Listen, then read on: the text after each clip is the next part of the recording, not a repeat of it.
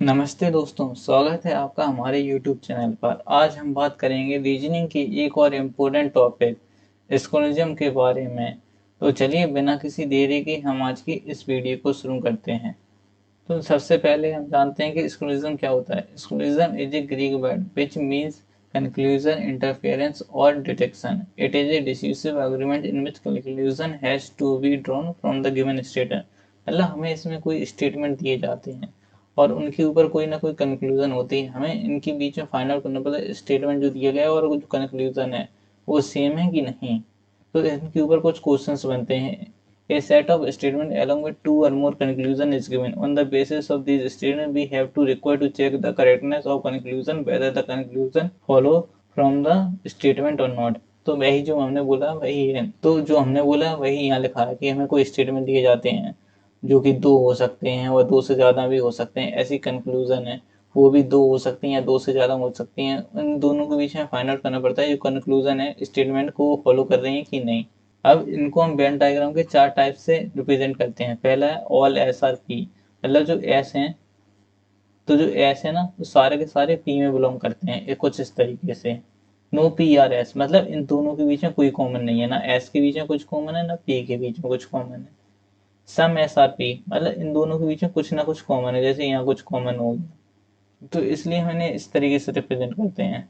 इसका एक और तरीका है रिप्रेजेंट करने का, एक कुछ इस तरीके से, मतलब ऐसे कुछ ऐसे और वो पी के अंदर में आते हैं। इसको हम इस तरीके से भी कह सकते हैं ऑल एस आर पी। और दूसरा तरीका है सम एस आर पी और ऑल पी आर एस, मतलब पी हैं उनके बीच में कुछ ना कुछ एस है। मतलब इसको तीन तरीके से रिप्रेजेंट कर सकते हैं सम एस आर पी को। ऐसे ही सम एस आर नॉट पी, तो इसे भी हम तीन तरीके से रिप्रेजेंट करते हैं। पहला है ए, दूसरा ए और तीसरा है ए। अब हम इंटरफेरेंस के बारे में जानते हैं। Interference is a conclusion that you draw about something by using given information. मतलब हमें कुछ ना कुछ इन्फॉर्मेशन दी गई है, उसके ऊपर हमें कंक्लूजन फाइंड आउट करनी पड़ती है कि ये कंक्लूजन सही है या नहीं। There are mainly two type of question are asked.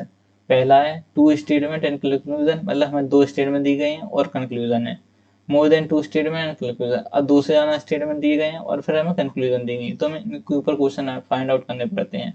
चलिए हम पहला टाइप देखते हैं, two statement and conclusion. In this type of question, two statement and two conclusion are given. The candidate is required to check the correctness of the conclusion on the basis of given statement. मतलब हमें दो statement दिए जाते हैं और दो conclusion दी जाती हैं। इनको हमें चेक करना पड़ता है कि कौन सी कंक्लूजन फॉलो कर रही है, कोई भी कंक्लूजन फॉलो नहीं कर रही है। और हम आंसर कैसे देते हैं? पहला ऑप्शन होता है इफ वन कंक्लूजन फॉलो, मतलब केवल एक ही कंक्लूजन फॉलो कर रही है। दूसरे में क्या होता है? केवल दूसरी वाली कंक्लूजन फॉलो कर रही है। तीसरा ऑप्शन क्या होता है कि कोई भी कंक्लूजन फॉलो नहीं कर रही है। चौथा ऑप्शन क्या होता है कि दोनों के दोनों कंक्लूजन फॉलो कर रही हैं आंसर को। चलिए अब इसका पहला एग्जांपल सॉल्व करके देखते हैं। पहला एग्जांपल क्या है? स्टेटमेंट वन का पहला स्टेटमेंट क्या है? सम स्टार आर प्लानेट। तो ये स्टार का हो गया, एक प्लानेट का हो गया, तो सम स्टार आर प्लानेट, ये तो एस सेक्शन रहा।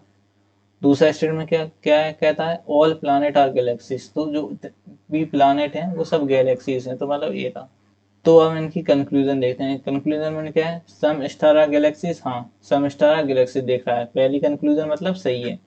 दूसरा सम गैलेक्सीज आर प्लानेट, हाँ ये भी सही है, सम गैलेक्सीज भी प्लानेट हैं।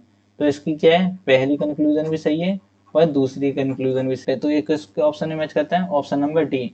तो ये पहले वाले का आंसर क्या हो गया? Option number D. हम दूसरा एग्जाम्पल सोल्व करके देखते हैं। दूसरा एग्जाम्पल क्या है? All teacher are student. तो जितने भी टीचर हैं ना वो सबके सब स्टूडेंट हैं।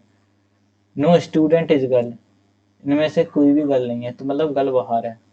ऑल गर्ल आर स्टूडेंट, गलत है, पहली स्टेटमेंट गलत हो गई। सम गर्ल्स आर स्टूडेंट, ये भी गलत है, क्योंकि गर्ल्स तो मैच ही नहीं कर रही ना इस स्टेटमेंट में कंक्लूजन के हिसाब से। तो पहला भी गलत है और दूसरा भी गलत है, तो इस कौन से ऑप्शन में होता है? Option number C. तो सेकंड का एग्जाम्पल का आंसर क्या है? Option number C. चलिए अब एग्जाम्पल नंबर थर्ड सॉल्व करके देखते हैं। थर्ड एग्जाम्पल क्या है? सम कार आर बसेस। तो ये कार है और ये बसेस हैं, कुछ ना कुछ पोर्शन मैच करता है। ऐसी सम बसेस आर ट्रक, तो कुछ बसेस भी और ट्रक हैं, तो ये रहा ट्रक। अब कंक्लूजन बन गया सम बसेस आर कार, सही है, पहली सही है। ऑल ट्रक आर बस, दूसरी वाली गलत है। तो इसमें क्या आ जाएगा? ऑप्शन नंबर ए, क्योंकि पहली कंक्लूजन अकेली फॉलो हो रही है। हम सेकंड टाइप के देखते हैं, more than two statement and conclusion. In this type of question more than two statement are given and conclusion we have to check. चलिए अब हम इसे सीधे एग्जांपल से समझते हैं। In the following question 3 statement along with set of 4 conclusion are given, select the correct answer on the basis of the option।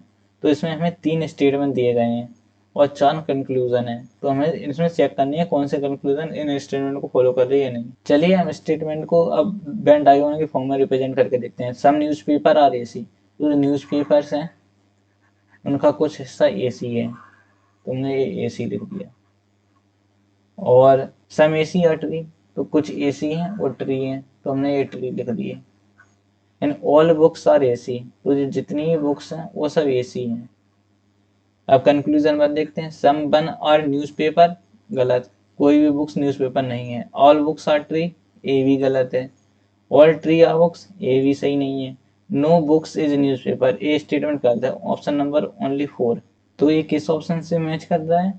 तो option number C, either one और फोर्थ कंक्लूजन फॉलो। तो मतलब इसमें हमारी fourth conclusion follow हो रही है, तो इसका क्या आंसर है? Option number C. तो इसी के साथ हम इस वीडियो को यहीं ख़त्म करते हैं। मिलते हैं अगली वीडियो में। तब तक के लिए आप हमारे चैनल को सब्सक्राइब करें, वीडियो को लाइक करें और अपने दोस्तों के साथ शेयर भी करें। धन्यवाद।